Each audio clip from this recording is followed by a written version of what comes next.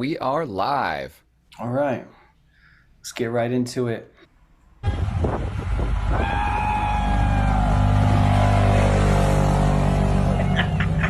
Oh my goodness.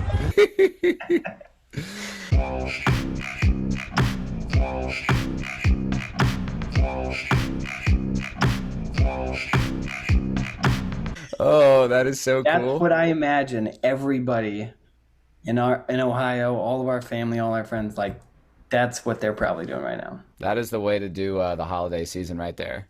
I always wanted a friend with a boat. Never had a friend with a boat. Yeah, I don't know, Never man. I tried like either. to do what Pitbull says, Mr. Worldwide. He says if it flies or floats, rent it. Welcome to the Friday Bro Down. This is the last Bro Down before Christmas. And Yeah. I am Ravis. I'm with my man, C-Mac, what's C up? Mac. What's happening? You have you seen Spider-Man lately, Chris? It's been a minute. Yeah, man. It has been a minute, and let me tell you, I think he's kind of let himself go, but we'll have to take a peek here. Oh, Spider-Man, Spider-Man, does whatever a spider can. Spins a web. I want to start this off by saying I'm not exactly sure what's happening at that rodeo, but That is just too sensitive to the eyes, and we're only going to watch that one once. I'd never been to a rodeo before. That one looks incredibly interesting. You know, something tells me that rodeo scene was not taken from the Yellowstone show. Doesn't look like a Texas rodeo. It looks more like maybe in Alabama. All right, what you got for us? We've got a couple of good ones this week. Let's see what you guys think.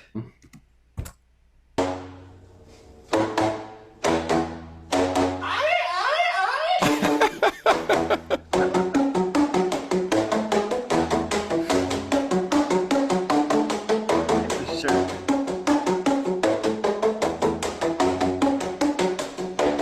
Ready? Yeah. Dude, that is impressive. That's sweet how they set that up. If my family depended on me wrapping presents for a living, we would starve.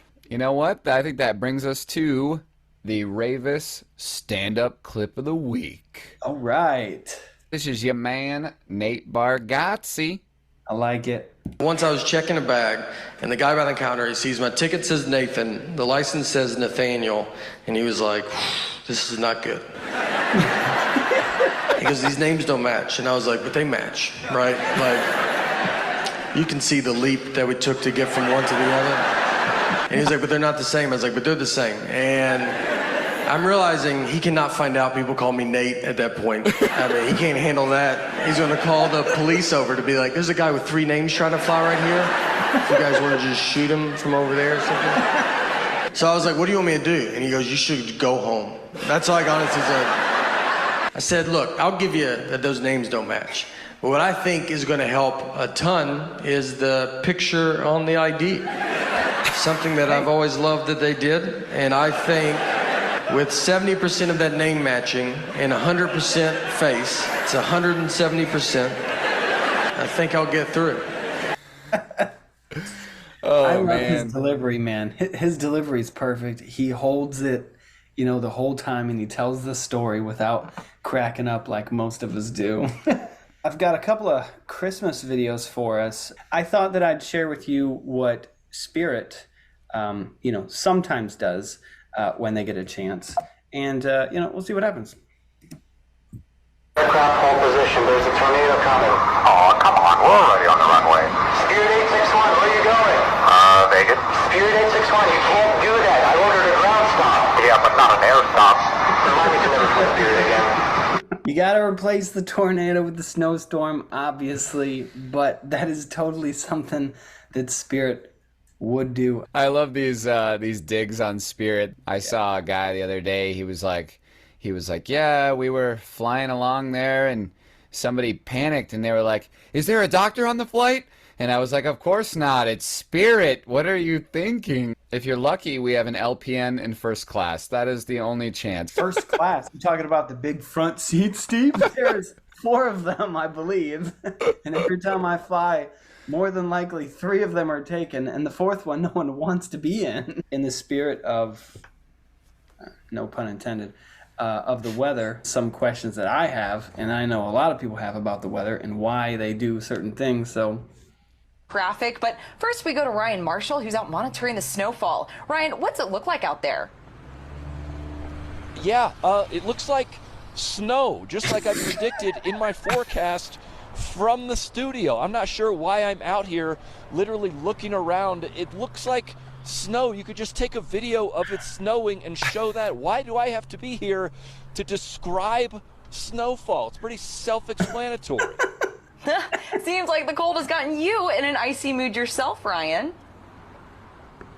Okay, you know what, Shannon? I am in an icy mood, okay? Nice pun, by the way. All right, I was just standing out here for 20 minutes waiting for you guys to throw to me, and I was just, doing some thinking. I spent $120,000 on a degree and 4 years in college to come out here and look around and describe what I see. I literally learned that in kindergarten. I Spy. It makes... It goes on a little bit more about how silly it is. And he's like, you know what? Well, we're at it. And he just keeps it going. Sometimes with hurricanes and things, like they describe like damage. And then you turn on like the weather, the Storm Chaser channel, right? And the guy's out there and there's buildings exploding in the background and his truck is this tank. And he's like, yeah, we're out here. And he's screaming and he's holding his hood. And the guy behind him's like, get in the car.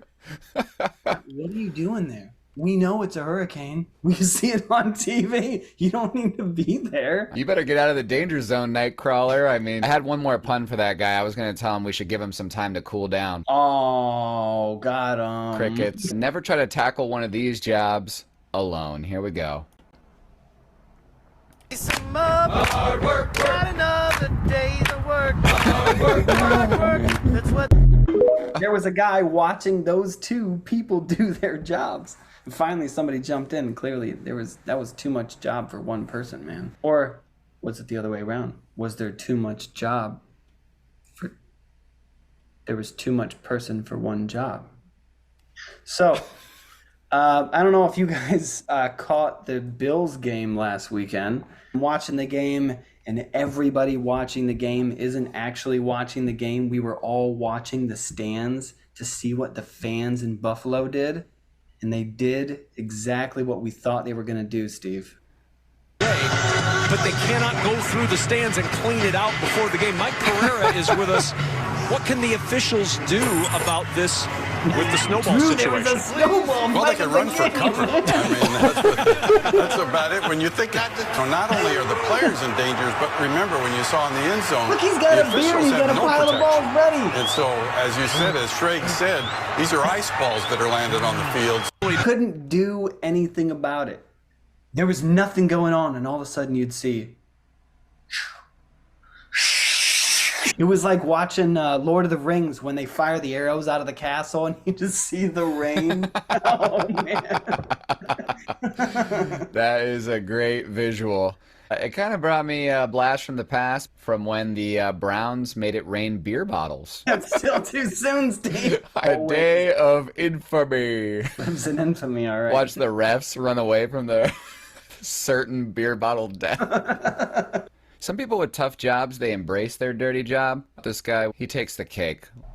Me rolling, they hating, patrolling and trying to catch me riding dirty, trying to catch me. Literally, right. I want that. I want that for my junkyard that I don't have. I got like one kind of left here for the Christmas spirit. I thought that I would share, my dilemma this year and let you, kind of figure.